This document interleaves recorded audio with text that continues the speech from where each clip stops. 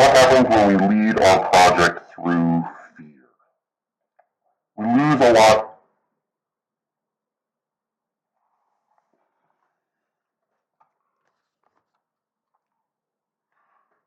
What happens when we lead a project through fear? There are a lot of negative consequences to leading your project in this way. First of all, people who are fearful tend to be less creative. They are going to stick to the way of doing things that they understand. They are going to be less open to new ideas. They are going to be more stubborn. They are going to fall back on the way that things have worked in the past. So right off the bat, if this is a creative endeavor, leading through fear is not what you want to do because you aren't going to get the best work out of people. There are instances when you don't want creativity. You don't want people to be super creative in their interpretation of the HR rules or the anti-bribery rules. And in those cases, maybe a little bit of fear might be warranted. In a perfect world, you want people to follow the HR rules because it's the right thing to do. But if all you can get is compliance, compliance is better than non-compliance.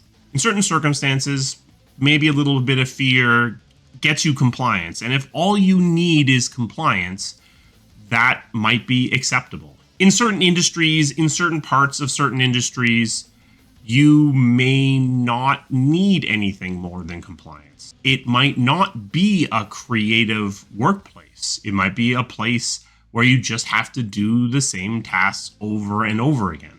And in these cases, you might think, okay, well, that's fine. I will accept people being fearful because I get compliance. And you do get compliance, or you can get compliance through the use of fear. But even in these circumstances, it's probably not the way you want to lead. People who are fearful are going to spend a lot of their energy trying to avoid the things that make them fearful. And so it's going to come down to what exactly are they fearful of? If they're fearful of you directly as a manager because you are volatile and you yell at people and you're abusive, they are going to spend a lot of their energy trying to avoid interacting with you. That means, yes, they are going to try to avoid doing the things that catch your attention in a negative way, but it also means they're going to try to avoid doing the things that catch your attention in a positive way. Because if you are abusive and volatile, what they are going to see is that the people you interact with bear the brunt of that. While obviously the people who mess up are the people who are catching most of that flack, they're just going to try to be someone that you don't even know. They're going to try to fade into the background. They're going to try to be as average as possible to avoid that attention because they've seen that attention turn from positive to negative at the drop of a hat because of some arbitrary thing that caused you to go off. Or alternatively, they might spend their energy trying to protect themselves from the blame you throw around so actively. So rather than doing their job to the greatest potential that they have, rather than taking risks that might let them do a better job, they're going to spend a lot of their time, a lot of their interaction time with you, making sure you understand that it's not their fault, that it's the people that report to them, or it's that guy over there, or it's the systems, or it's the computers being crappy, because they don't want your anger that causes this fear within the team to be directed at them. They're not trying to be faster than the bear. They're just trying to be faster than someone else. And there are two ways to be faster than someone else. You can do it by being faster, by doing a better job, but they've probably seen that that doesn't always work. A more reliable way to be faster than the other person is to trip that other person, to make sure you see the faults and mistakes that that other person has committed, even if they're not real, to make sure that faults and mistakes that could be attributed to this person are explained away. I've watched people spend 50% of their interaction time with a manager covering for themselves, not doing their job, not moving the project forward, not improving the workplace, not making the game better, making sure that the person they report to understands that it's not their fault, understands that all of the good things are good because of them, and all of the bad things are bad because of somebody else. Unfortunately, for the person who is being manipulated, for the manager who is being managed, it can actually be pretty difficult to detect this situation. If someone is spending this much of their time figuring out how to manipulate your view of them, they're probably going to succeed. There are different ways to do this. There are different ways to be the favorite, to manipulate someone's view of you. You may look at that other manager and think, why don't they see this person who is obviously brown-nosing, who is obviously manipulating them? But that person is having that done to them in and out constantly every second of the day by this person. And that person, through survivorship bias, has found the technique that works with that particular manager. While that technique maybe wouldn't work on you, maybe there's a different technique, a different form of manipulation that is succeeding against you. This is why you want to try to avoid getting into this situation in the first place. Because once you have a culture of fear, once people are figuring out ways to avoid that fear for themselves, it can be really hard to root this out of your culture. And ultimately, this is going to lead to an incredibly toxic workplace where things are not getting done, ultimately in the extreme at all. Because if everyone is spending all of their time either avoiding attention or redirecting negative attention away from themselves, they're not spending time actually getting things done. If everyone's strategy for staying ahead of the bear is to trip everyone else, all you have is a pile of tripped people lying on the path, and the bear eats everyone. But what if we redirect that fear away from ourselves? We're not going to make them fear us because we're mean or toxic or abusive. We're going to make them fear something else.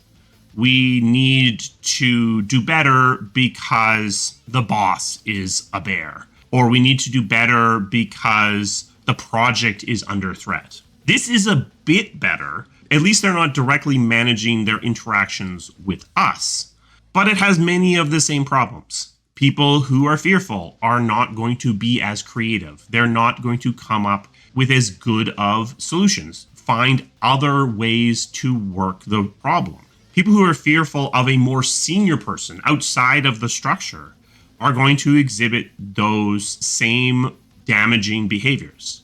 In fact, being unseen is a very tempting thing to do if the executive only comes by once every 6 months, because they probably only know 5 people's names. So the goal then becomes, don't be on that list of 5 people. Rather than putting forward their awesome new creature idea, they're just going to throw that in the garbage can, because doing so might get their name on the list of people that the executive knows.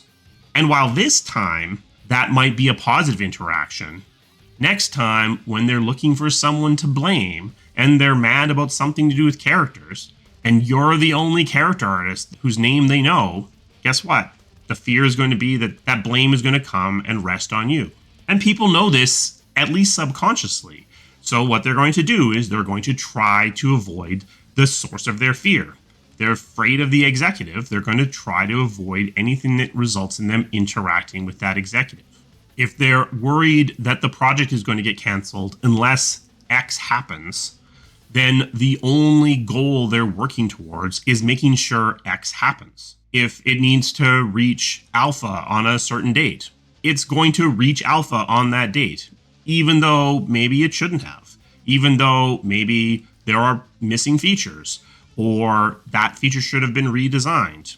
You're going to end up with compliance as opposed to creativity being applied to the problem set. Now, I do feel like a little bit of pressure flowing through the system is useful. It pushes us towards goals. But there is a pretty wide gap between we have some deadlines and we want to treat the deadlines as realistic. We have a demo coming up. We want that demo to be good. And a culture that has fallen into fear, a culture that has fallen into a world where people are behaving in ways that is trying to mitigate their fear before everything else. One thing you see with people who manage through fear sometimes is it looks a lot like an abusive relationship. The interaction that these people have with the people who report to them is sometimes incredibly positive, incredibly caring, almost overly so. And then it whipsaws back to something incredibly destructive and damaging. For the most part, when we are leading, we want to be in the middle. We want to be providing feedback, not accepting unacceptable work, praising things when they deserve praise, but largely being a solid, relatively slow moving rock in the center of the maelstrom of the project. If we are swinging around like mad, just that volatility that we are introducing ourselves is going to cause fear within people. People are going to see this inconsistency. They're going to see this chaos, and that in and of itself is going to provide fear. So we don't want our projects to be dominated by fear. It can, in small doses, serve a purpose. It can, in small doses, provide motivation. It can force compliance when that's all we need. But for the most part, we should be trying to lead in other ways.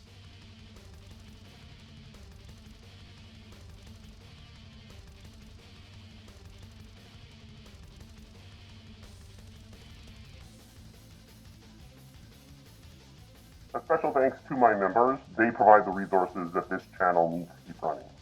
If you're interested in becoming a member, there's a link to that down in the description.